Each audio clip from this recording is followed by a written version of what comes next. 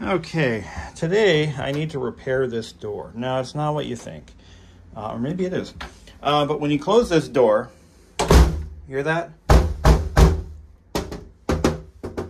All the window glass vibrates in the door. And the correct way to fix this is to remove these glass retention strips, or these little moldings. Pull the glass out, and we actually have to scrape off the old glazing compound, if there is any. I think I see some in there. And we have to apply new glazing compound, reset the glass into the frame, and then reattach these strips. Pretty simple job. And the correct material to use is this DAP 33 window glazing. I did the same repair to the basement door, and it's held up all these years. That was about 4 years ago. But anyway, this has to be done not only for the annoyance of the vibrating glass, but also for weather-tight purposes.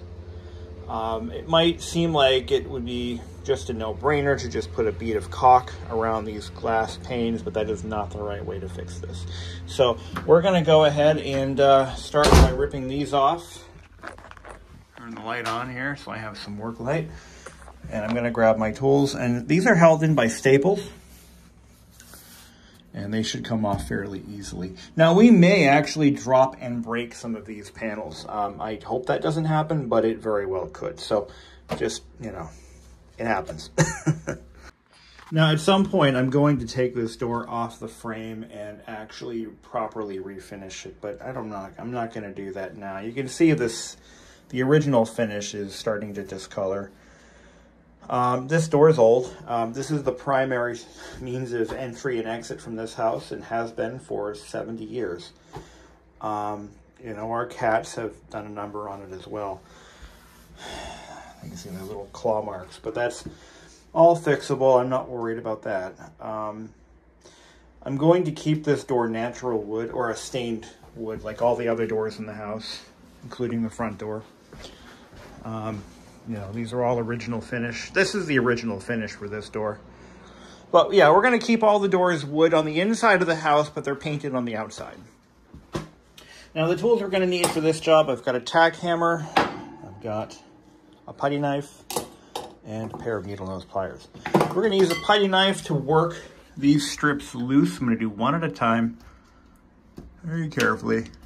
Just kind of get under there, just like that. And we're going to just kind of work it up little at a time.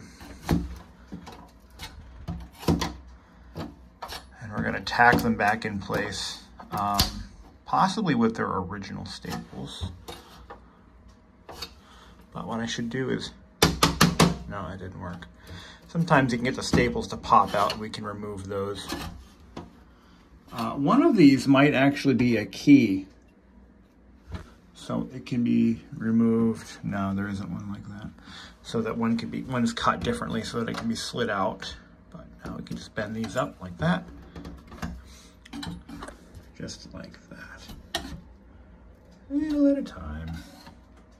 Easy does it. And then we'll knock the old staples out. I still want to break it because replacing it might not be so easy. So we'll get there a little at a time.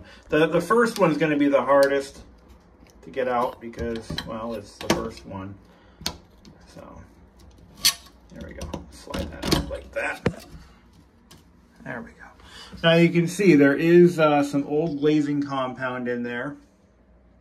Now in the winter time, you can actually feel air from the porch come through, and yeah, it's not pleasant. So this is going to correct that permanently, hopefully, or at least for another couple of years. But yeah, you just don't want to stick caulking in there. That's not the right way to fix this. It's not the correct way. There's always a right way and a wrong way. That's the wrong way. Just don't want to get that putty knife behind the glass, because what will happen is you're going to potentially chip and crack the glass. So you want to make sure you're not going in too deep. You could put a little mark on the putty knife if you want, so you know how far you need to go. And these are all cut the same way, so they can go back in different spots. It shouldn't be a big deal. Just like that, just slowly work it free. If we break one, we can't replace it, so keep that in mind. But yeah, I am going to refinish this door. I was gonna do it, I wanted to do it this summer, but I just didn't have the motivation. Oop, careful, don't chip it. Easy does it. Work it, work it, work it. Just like that. A lot of folks would replace this door. Put an insulated, you know, fiberglass, aluminum, whatever. Or even those some really nice wooden doors that would look really, really nice in this house. I'm of the mindset that I kind of want to keep this house original as much as possible, and then that includes the doors. Even if a new door would be a better choice. Now, at this point, there's nothing really holding the glass in. Once we get the top stop out, there is nothing holding this glass in. The caulking, or the glazing compound is long gone, and is no longer doing its job. So keep that in mind. Put some pressure on that glass. You know, don't let it fall out, because it will. You gotta work your way around. Sorry for the bad camera work. People complain about my camera work all the time. But as I recall, I never went to school for cameramanship. But now the glass is ready to come out, so we're going to be very careful. I gotta put my stuff down.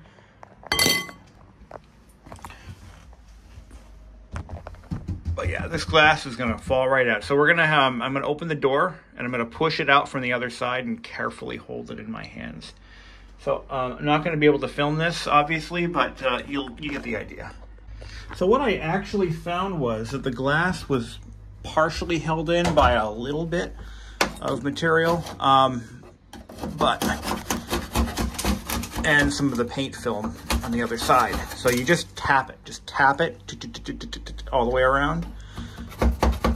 If you have to whip out the mallet, you might want to rethink it. But if your glass is as loose as mine was, it'll just fall right out. Then we got to get all this old glazing compound out.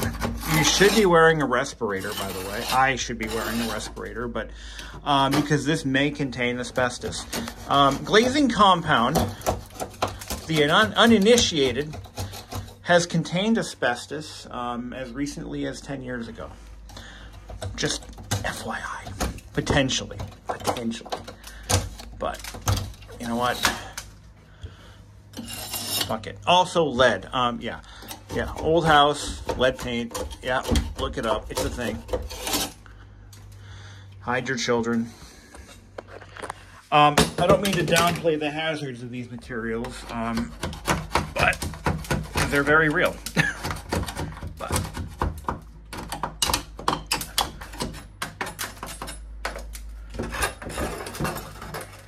we'll vacuum this shit up later. But yeah, just kind of go around. Don't gouge the wood. You know, don't be a dink. Just be careful. What I found, if the glazing compound doesn't come out easily, you can use a mallet on the back of a stiff scraper and just knock it off. And I've had good luck doing it. I did every window in this house. Every single window in this house, even in the garage, every single window has been reglazed as of about 5 years ago. And I had very good luck. I broke a few panes of glass. But for somebody who's never done it before, I think that's a pretty good track record. But I'm all about originality, and even if it hurts me, even if it costs more. So anyway, I'm gonna work on that. I'm gonna do the other, once I'm ready to, I'm gonna probably glaze the windows in one at a time. I haven't really decided yet how I'm gonna, yeah, I think that's what I'll do. I'm gonna glaze them in one at a time. So I'm gonna do the top one, then the second one, then the third one. And I did the top one because it's the hardest one. So, because I'm short. All right, onward and upward. All right, so I got all the old glazing compound out. And now we have, these are called rabbet joints, and they are all free of old. Now we're gonna go ahead and vacuum this stuff out with a handheld vacuum. And what are we not gonna do? We're not gonna paint this. We're not gonna stain this. There's a few schools of thought on this, actually. Some folks believe it's a good idea to put primer on the rabbet joints on older wood because the wood is dry. Here's why.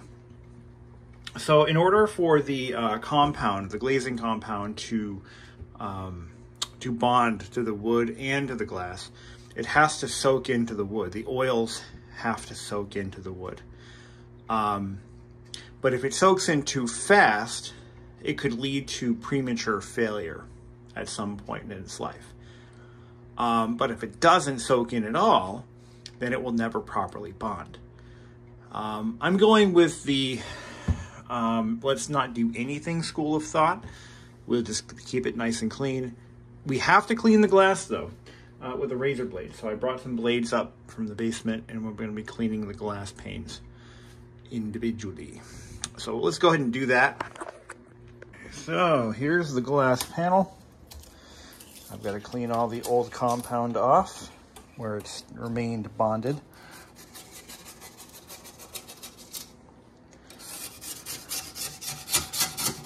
This is also the ultimate way to clean your windows. Just pull the glass out. That's as thorough as it gets, you know.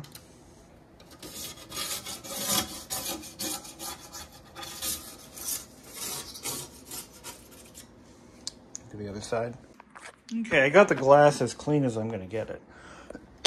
Excuse me. So now we got to clean the rabbet joint and lay down a nice clean bead of compound. I'm going to use a vibrating sander with the pad removed or the sanding disc removed. We're going to use that to set the glass in. I'll show you how we do that in a minute. Okay, more equipment. We got the sander. Now the sander, the vibrating motion helps to bed the glass. You just kind of go around it, corner to corner, and it helps bed the glass into the putty. And you're going to have leftover putty squeezing out every which way till Sunday, but we'll take care of that later. But that's okay. This stuff takes about 2 months to dry, so it's not really a big deal. Now these nails, not the ones I want, but it's what I got. Actually, I can't use those nails. They are too long. They are way too long. I'm just realizing this now. What I need are brads. I don't have any. I have to get them. It's 2:30. Ace should still be open, so I should be able to get brad nails. All right, I'll be back. I got a couple of different options. I got, what are these? 1/2 inch and 3/4. So those should do it. We're gonna get the putty prepped, and we're gonna roll it into the rabbet joint. So I got a small container. That's all I need. Just crack it open. There we go. Oh, before I do that, I gotta prep the rest of these. I gotta get these staples out. We could reuse them, but I'm not going to. So. Okay, so we've got the top window laid in with putty. Now this is probably too much.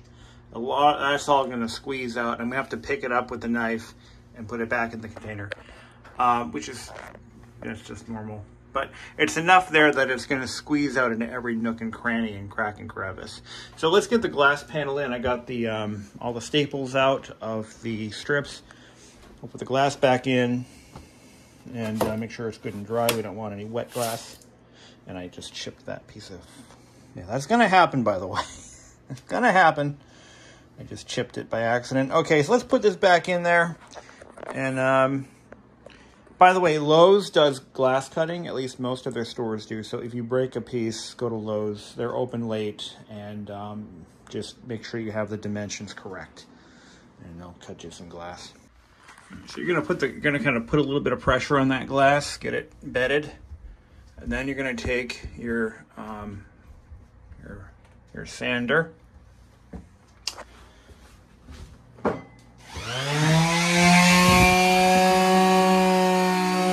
let the vibration do the work.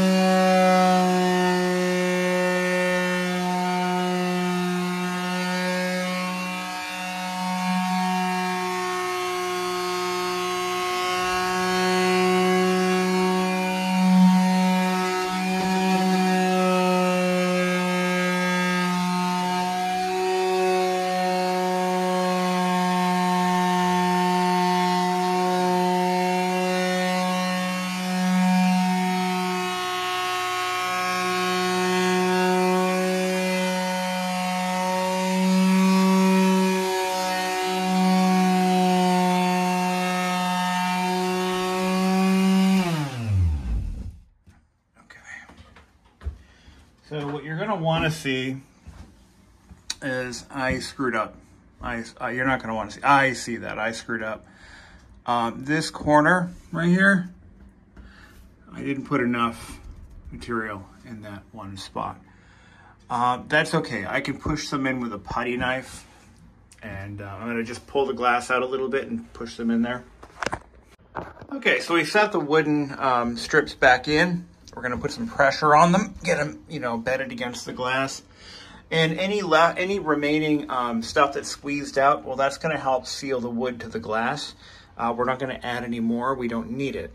All the glazing is on the outside, none on the inside. But again, once the stuff that kind of seep through, once it'll bond to this wood and it will make it nice and vibration free. So I'm going to just knock these with a mallet, just kind of tap them in as far as they'll go, and then we're going to secure them with brad nails. Okay. That window's not rattling, but the other two are. Now we got to go ahead and scrape off the rest and put it back into the container. So nothing really gets wasted. You just have to, be really effective at scraping. But it just comes right off. It's not dry or anything. And try not to let it hit the floor. So I want to point out one thing. So right now, this stuff is about the consistency of Play-Doh. That's about what you want. If it is cold outside, it's going to be much firmer, almost like clay. You want it warm. You want to have it nice and warm. And if it's not warm, you want it kind of, you want to roll the stuff around in your hands. Keep it warm, because if it's not workable, the glass will never bed correctly. It's going to be a lot harder to spread it out. It's just going to be a very miserable experience. So you want to make sure that the stuff is nice and workable and soft.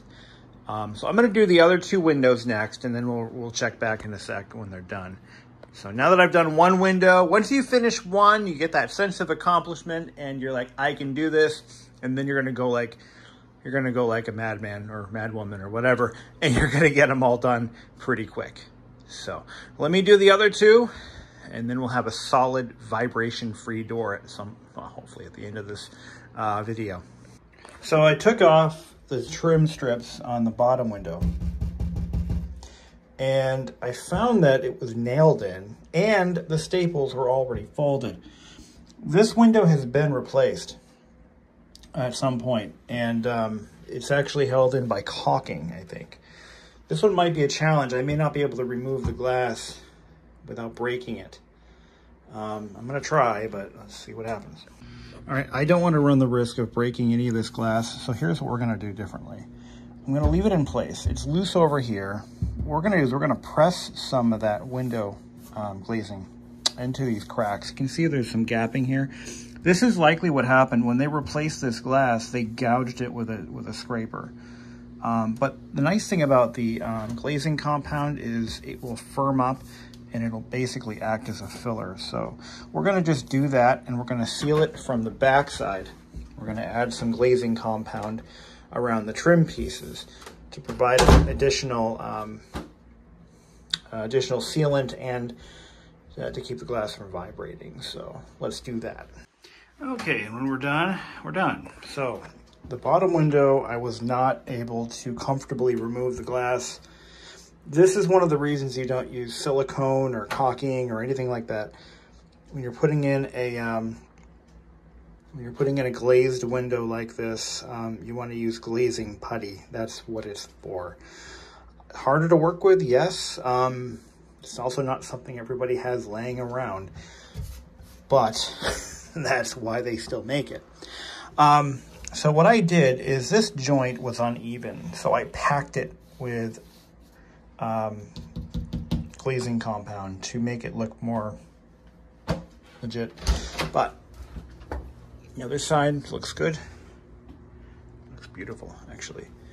And I was able to take a razor blade and kind of clean up the edges around this one. But all the glass is nice and solid, and when we close the door, it closes like a proper door. Doesn't sound like it's made out of tin pie plates. So that's how you do it. Now, it goes without saying once again that most people will never have to glaze a window in their life. But there's always that young couple who just bought an old farmhouse and they don't have the money to replace all of their windows. But like me, they've got a million window panes that are rattling in the frames. And when winter comes, the cold blast comes through. And you know what? As long as the window frames are still in good condition or repairable, you can easily reglaze the windows for a fraction of the cost of what it costs to replace the window. And there's also the case to be made where historic preservation is paramount. I mean, there are some windows that were made 100, 150 years ago, even 60 years ago, that are not made today, not in any way, shape, or form, for a number of reasons. For example, the individually cut diamond glass panes in some of the medieval style windows, not medieval, but they were popular in the colonial days. You can't just buy those windows. If you do, they're going to be a simulated divided light rather than an actual divided light, and they have to be made for modern energy efficiency standards. So if you can't just replace that window, you have to repair it. And that's where learning how to work with glazing compounds really comes into play. So in my case, this house isn't really a historical property. It's a 1954 American Rambler or ranch, or whatever you want to call it. And I, at the time, didn't have the money to replace all of my windows with modern thermopane windows. And furthermore, I didn't really want to. I like these old wooden windows. I think they're charming. I think they give the house character. But when glass is falling out of them as you try to open and close them, well, therein lies a problem.